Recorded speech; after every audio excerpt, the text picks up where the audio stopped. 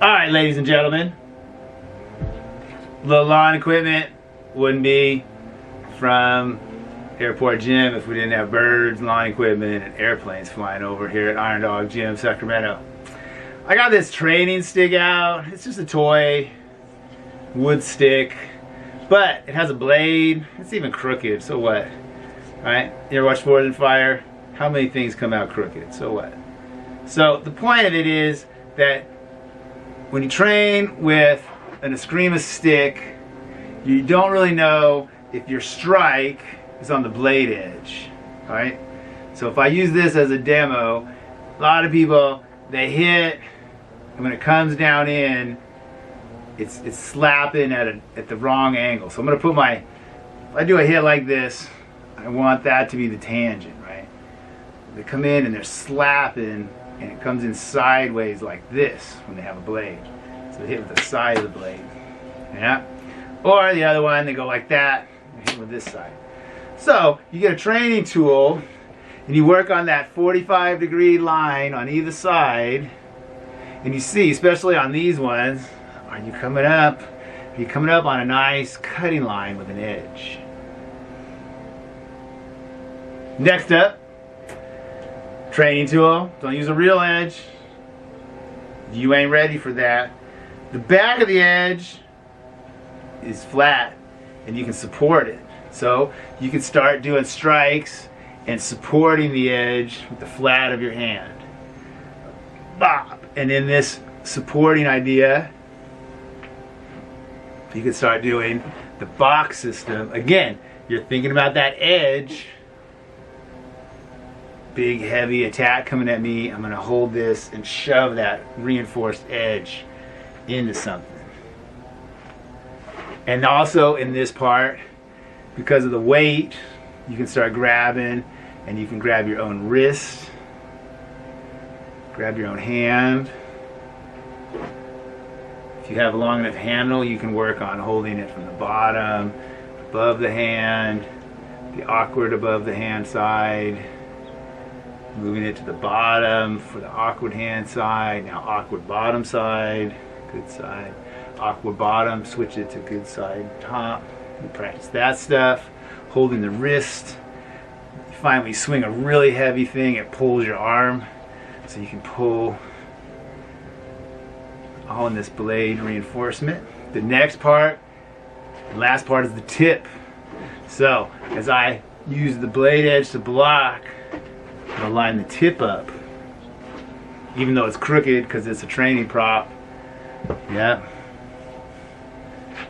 Cut to the side, line the tip up. What? One dummy over here.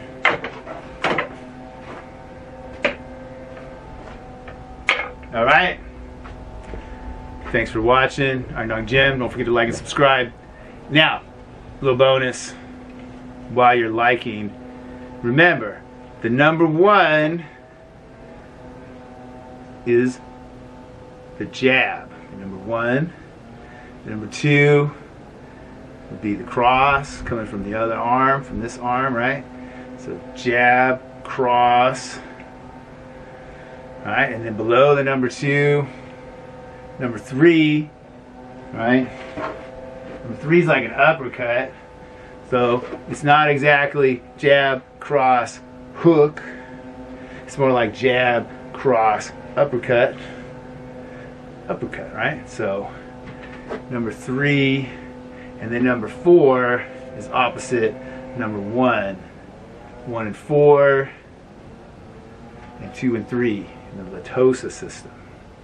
And then any stab, we used to do 5 and 6, and we just turned it into any stab. And watch, the tip has to stay ahead of the hand. So if I retreat it to get power, I'm not behind the hand. And when I do from underneath, the tip is staying out there, ready to stab. That's a hard stab there. Turn it into a cut, stab.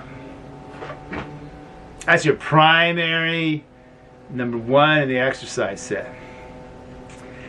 Number 2 is the sideways slicing motion. So it has a curve to it. Yeah, number 2 for a curved edge. Scimitar is the second part. And then you have the disarm, which should bring, when you switch sticks, it should bring that point that you've been practicing. And then now for number 2, you're using your left hand, and you can disarm from your own left hand. And again, the sword is pointed right at the camera line. Final number 1 to finish. So that's your second concept. Slicing with that curve. Whoosh. Yeah. And then disarming somebody, and you now have their sword in your left hand. So now you need to learn the 4 cuts from the left hand.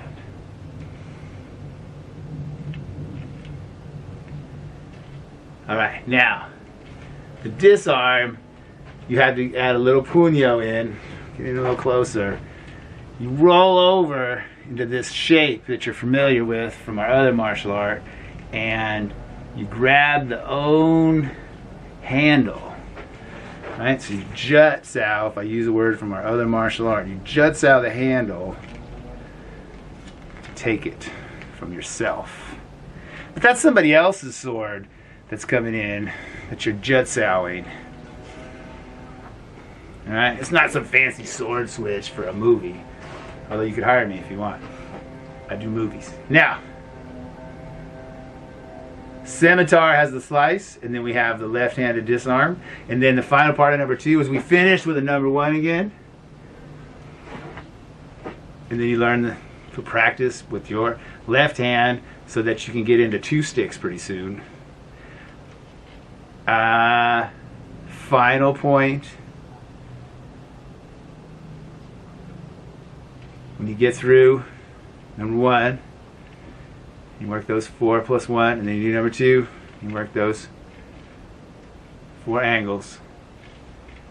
The primary way to use the number stays the same. So even though I'm on the left side, this is still a number 2 attack in the basic way of talking. For my left hand, it is on the number 1 geometry compared to the number 2, which is across on the opposite side of the body of the arm that's hitting, right? But it's on the number 1 attack line for my person.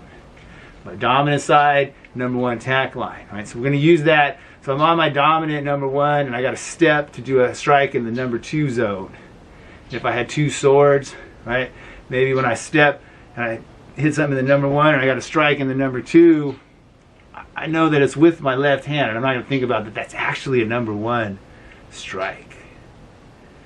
Alright, I want to point that out at the end of this bonus because apparently the raven agrees. It's really a crow, what I call it. So, as an educator, I will say, use the number 1 angle with your left hand. So then I'm saying left hand, use that angle, right? But the general way to use it is consistent only with the dominant hand, which is the right hand for most people. Alright, and then we got into this stuff.